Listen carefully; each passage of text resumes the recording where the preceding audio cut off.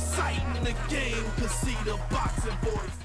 ThaBoxingvoice.com, live here with strength and conditioning coach Miguel Cotto. Gavin, I wanted to ask because just recently HBO did a little segment with Harold Letterman. It's called Ask Harold. First thing he said is Miguel Cotto's a small middleweight.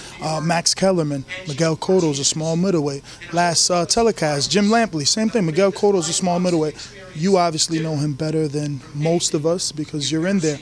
How small is he, and how much of a compliment is that when you compare it to what he's been able to do?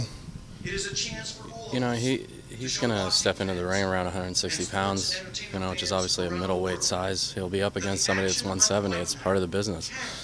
You know, he's calling him a small middleweight. I think is accurate. But his skill sets, the toughness, the speed that he brings to this is what the equalizer is. So the last thing we're worried about is Gil's size. But do you consider it a compliment because he's not, because, you know, natural middleweights come in probably 10 pounds heavier than the division limit? Well, yeah, of course it's a compliment, but that kind of goes without saying. I mean, Miguel's a Hall of Fame boxer. He's going to be a first ballot Hall of Fame boxer. So he, of course, is a compliment to his boxing skill and the career that he's had. Now, with that same thing in question, him being a small middleweight, if the fight with Canelo Alvarez were to be made, is it better to say to do it at 154 where both guys, where actually you have to make Canelo struggle a bit since his last few fights have been at 155 catch weight limit, and Miguel being what everyone considers a small middleweight will actually be a bigger junior middleweight on fight night? Yeah, I mean, the weights, you know, when they get decided, they're not up to me.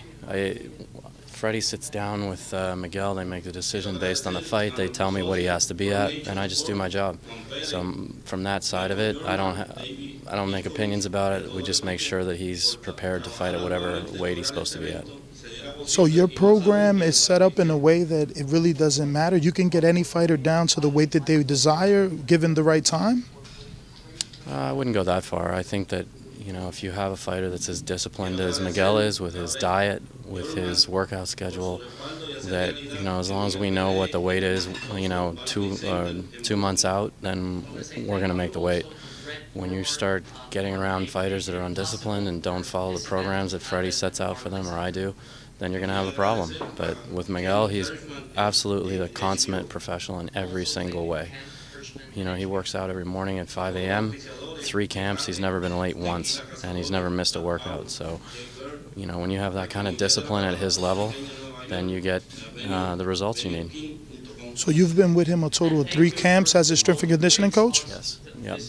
So what would you say would be your ideal weight for him to maximize on power? For me, it's somewhere around 54 to 57, something like that. But again, you know, that's a question that's better off asked to Freddie. You know, he's been around this business since he was a child, and those things are really left up to him.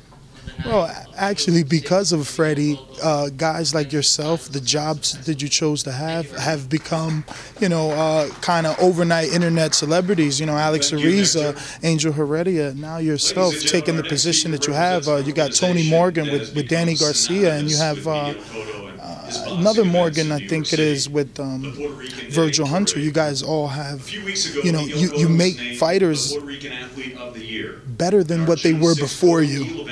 Even Cotto said it now, you know, being with the team that he's with, he mentioned your name, he mentioned Freddie's name. He feels he's a different fighter. He feels he's more aggressive. He's happier in camp.